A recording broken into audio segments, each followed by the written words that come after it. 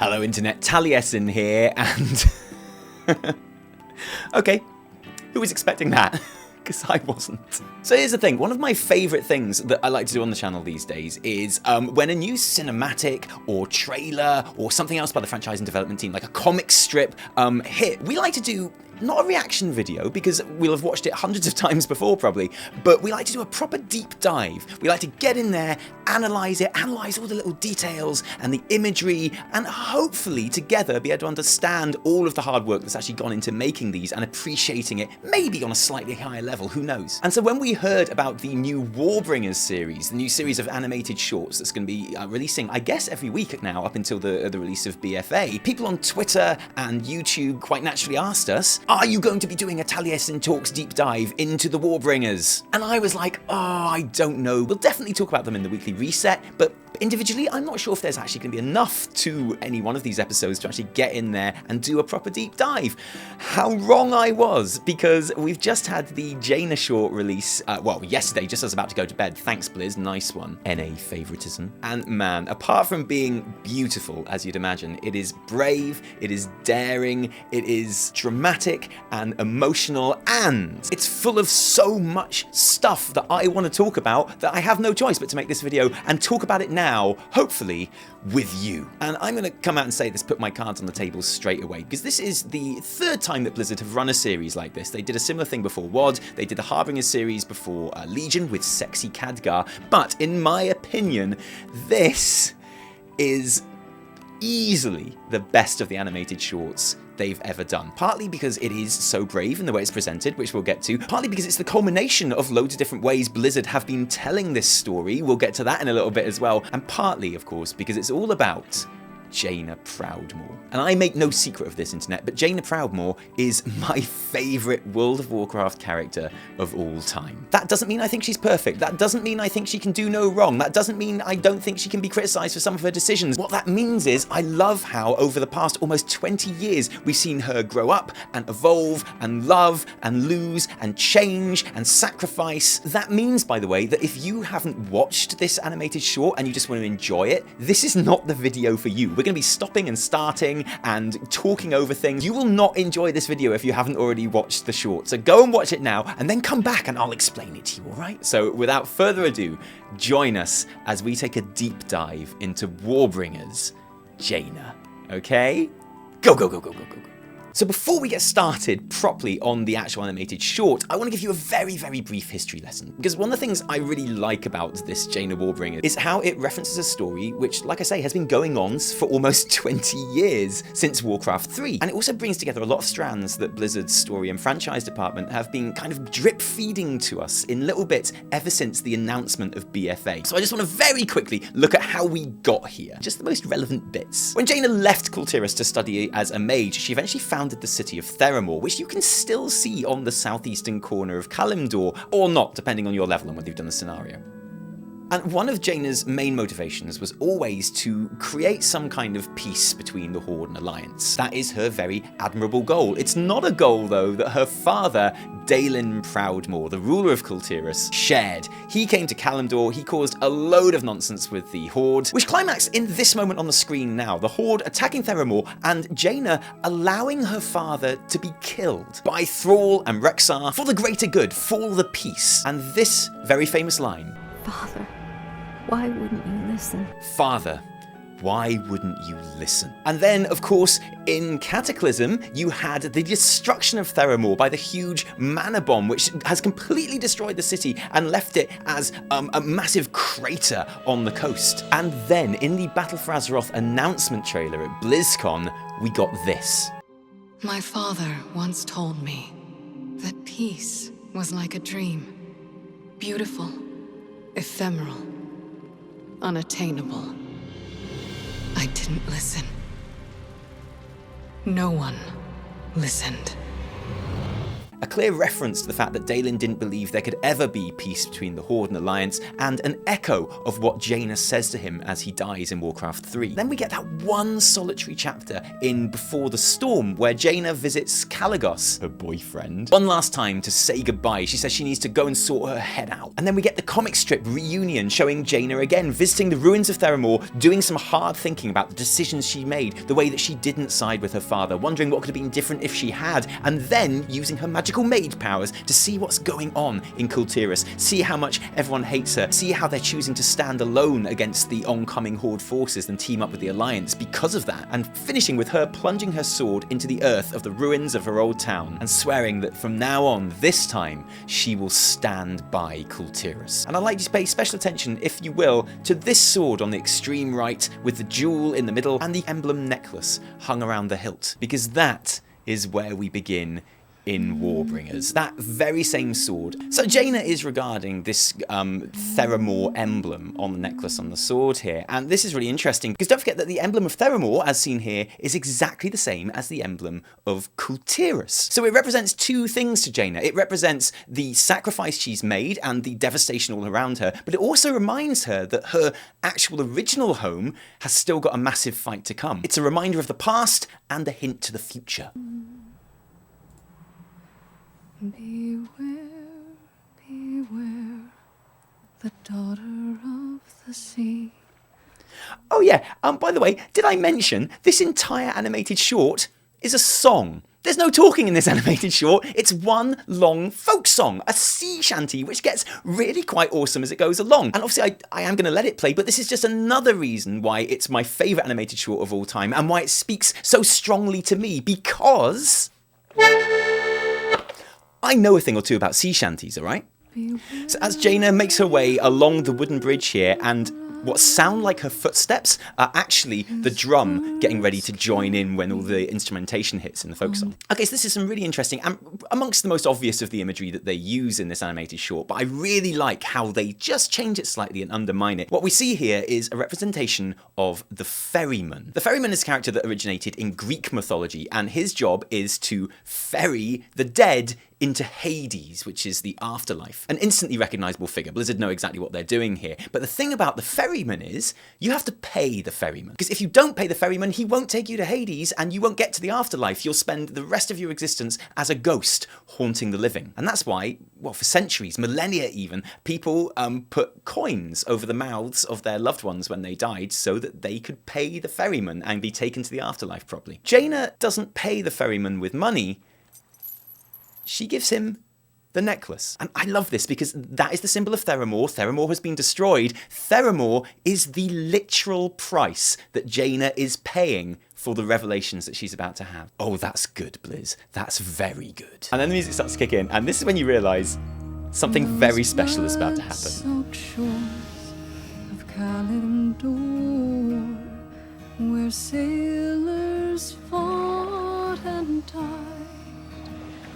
I wish we could just sit down and enjoy this song, but that's not what this video is about. Here we see Jaina being transported kind of through a representation of the land of the dead. These are obviously soldiers and sailors that died in the various attacks on Theramore, both the Horde's one in Warcraft 3 and in Cataclysm as well, I'd imagine. And the fact that she's passing through this kind of dead landscape has got a lot of people asking questions of whether she is becoming the meme. If she's becoming a lich, will she be the Lich Queen? Is this her giving herself over to the powers of death? I don't think that's the case at all. I think this is quite clearly very metaphorical. This is literally her facing her ghosts, facing her demons, and maybe those things that she'd kept out of her mind and that she couldn't bring herself to think about because she wanted to keep that peace with the Horde and Alliance. So I think the ferryman is taking us deep into Jaina's psyche here.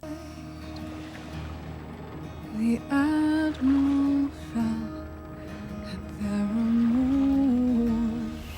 The Admiral fell at Theramore. And let's take a little look at the lyrics that we've had up to this point. Beware, beware, the daughter of the seas. Beware, I heard him cry. That's a reference to, obviously, Daelin and the way he kind of renounced Jaina at the very end of his life when he realised that she'd betrayed him, much like Arthas betrayed his father. His words carried upon the ocean breeze as he sank beneath the tide. These blood-soaked shores of Kalimdor, where sailors fought and died, the Admiral fell at Theramore. Because she left his side. Because she left his side. And obviously that is Jaina. Jaina left his side. Why this, oh daughter of the sea? Why this, did she forget her seaside days? This isn't just a load of voices entering the song randomly just because it sounds cool, although it does sound really, really cool. These extra voices are to make it clear to us, the viewer, that this isn't Jaina's song. This isn't a song that she's making up in her head right now. This is a song that other people sing. This is an established folk song in Kul Tiras. Don't forget, she is hated and despised in Kul Tiras. They literally sing songs about how she betrayed her father. The Kul Tiran attitude towards Jaina and what she did in Warcraft 3 is really important. It forms loads of the action that's going to happen at the beginning of BfA, and having Kul Tiran voices singing this song is really important to help establish that. So yes, it does sound really cool, but that's not the only reason it happens. And this imagery speaks to me so much. These gargantuan wrecks in the port, absolutely incredible. And you remember what I said about Jaina facing her ghosts, facing her demons? Here they literally fly alongside her and confront her. Cross the ocean deep, the Admiral followed west. What else? Okay, so this is a really important part of the story and of the song. It's telling the story of how Daelin Proudmore went to Kalimdor and encountered the Horde there, and how the Horde and Jaina's betrayal eventually led to his death. Really nice echo here of the end of the Battle for Azeroth cinematic, that same position that the Orc holds as he leaps into the Alliance soldier. And this is really important because this is Jaina acknowledging her part in this happening. And it makes me think, you know, because these Orcs that attack Theramore and kill Daelin Proudmore, that the leader of those Orcs was Thrall and Rexxar. And, you know, we don't know where Thrall is. He's probably still in a corner crying somewhere. But we know that Rexxar has a new model in Battle for Azeroth. It's really, really cool. Now Jaina has changed her mind about where she stands on this Horde attack on Theramore. I wonder what her reaction would be to Rexxar if they were to meet now. In fact, I'm calling it now. At some point in Battle for Azeroth, Jaina will kill Rexxar. You can quote me on that. And now she just is haunted by these faces of the dead in the sky. Buried deep beneath the waves. Buried deep beneath the waves, not just the bodies of the dead, but buried deep are Jaina's feelings about this entire thing. She's been denying this to herself. Betrayed by family to his nation with his last breath cried, beware the daughter. And this is where she makes a decision. She calls upon her magic, and oh my god, this is so good. She starts to raise the galleon, her father's galleon, out of the sea. How amazing is this? Like, whew, pure magic.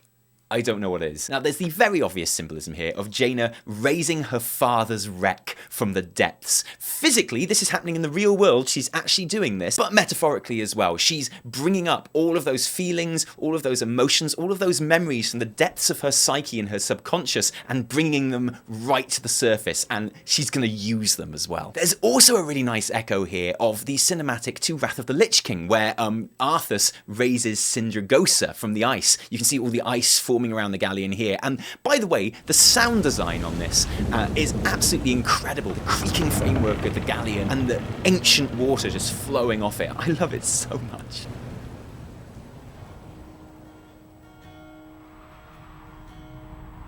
And you can see that emotion on her face. I'm listening now. Father. Boom! And there we have it. The culmination of all of those different threads from different media that we were talking about. Warcraft 3, why didn't you listen, Father? The BfA announcement trailer, I didn't listen, nobody did. The chapter in Before the Storm where she says she's got to go and sort her head out. The comic strip where she literally listens in on the action happening on Kul Tiras, and now this. Because it turns out it wasn't the ferryman transporting her through the land of the dead. It has taken her this long to arrive at the point that her father tried to set her at. When he warned her, don't trust the Horde, it will all end in death and misery, and she didn't listen, she didn't believe him, and it's taken her almost 20 years to get to that point where she does listen. And the ferryman's robes, they're not Death's robes at all, they're Kul Tiran robes. He's wearing that emblem around his neck, which was originally from Theramore, but of course around his neck becomes a Kul Tiran emblem, pointing to the future. And finally, after all these years, Jaina accepts her father's advice, and the ghost of her father, all of that regret that she feels, all of that sorrow and hurt, is exorcised. And so we finish with one last verse of the song, and it's just Jaina singing now. All those other voices are gone, because it's not the folk song anymore, as sung by the Kul Tirans. Jaina is writing her own chapter. She's writing her own verse in the song. Beware, the daughter of the sea. Beware, beware of me.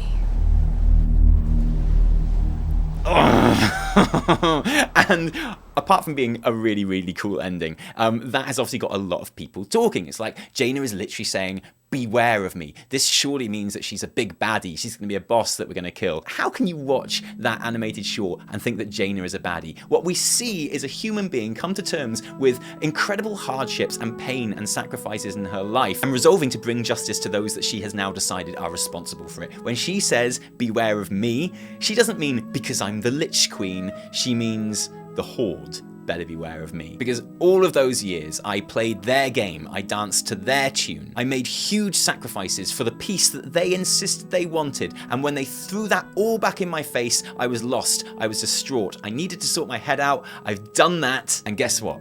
It's payback time, and I'm going to have the whole nation of Kul Tiras at my back for this. And not only that, of course, but Jaina is now the captain of the risen Admiralty barge. Now, when BfA starts and you're an Alliance player, it's Jaina's barge that takes you to Kul Tiras for the first time. And I always wondered in beta where she got a Kul Tiran ship from, considering she hadn't been back to Kul Tiras yet. And here's your answer. It's not just any old Kul Tiran ship, it's her dad's ship that she literally raised from the depths. Again, quite a lot like Arthas riding Sindragosa. When I start BfA and I get on that ship, knowing what I know now, that's just going to be incredible, and I can't wait. Do you remember that Blizzard storytelling panel that we saw at E3 maybe a month and a half ago with Steve Denauser and Terran Gregory and Christy Golden talking with Matt Mercer? And they were talking about how narratively they had some things going on in the pre-patch that they'd never tried before. This is what they were talking about, telling the story of BfA through all of these different forms of media. We've had the gameplay announcement trailer, we've had one of the official novels, we've had a comic strip, and now an animated short as well, all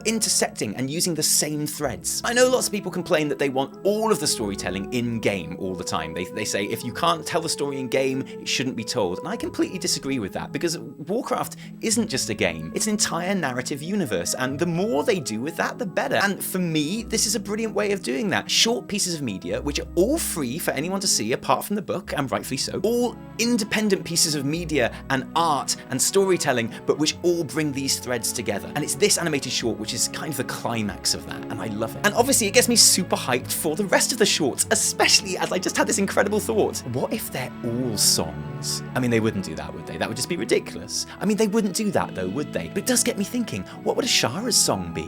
What would Sylvanas' song be? I'm sure they won't do that. They wouldn't do that. So what's your opinion, guys? What did you think of the Jaina short? I mean, I don't have to ask that, because obviously you think it's amazing, you're not an idiot. But what did you think of my interpretation of it? Is there anything that I just blatantly got wrong or missed? Let me know in the comments below. And since I loved it so much, I should probably give a shout out to the creative team that made it, because they're doing incredible things at Blizzard at the moment. Obviously, I don't work at Blizzard, I have no idea who actually made this, but names that I keep seeing thrown around in relation to it are Doug Alexander, Robert Brooks, Logan the Flot, who actually wrote the song, but then was arranged and co-produced by our old friend Neil Acree, Anna B. Morgan, and loads of other people who did stuff that I don't even know about because I'm just a YouTuber, what do I know? And of course, the incomparable Laura Bailey. As if I didn't love Jaina Proudmore enough, Laura Bailey exists, so thank you, world. And thank you too for joining us today for this rather impromptu video. And sorry if there were noises and stuff outside throughout. There was no way I was going to record with the window closed today. As you can see on my brow, it is boiling in London today. If you liked this video, don't thank us. Thank our patrons who give their actual real life money to make the videos happen. Do you know what? I woke up this morning and this tiny little YouTube channel had 200,000 subscribers. We couldn't have done that without your help and support and jokes that we steal off you. So thank you. If you didn't like it, downvote the shit out of it. Remember, my name is Teran Gregory. No, my name is Taliesin. From me and Evitel, I guess we'll carry on work with the BfA tanks video now. Until next time, cheerio.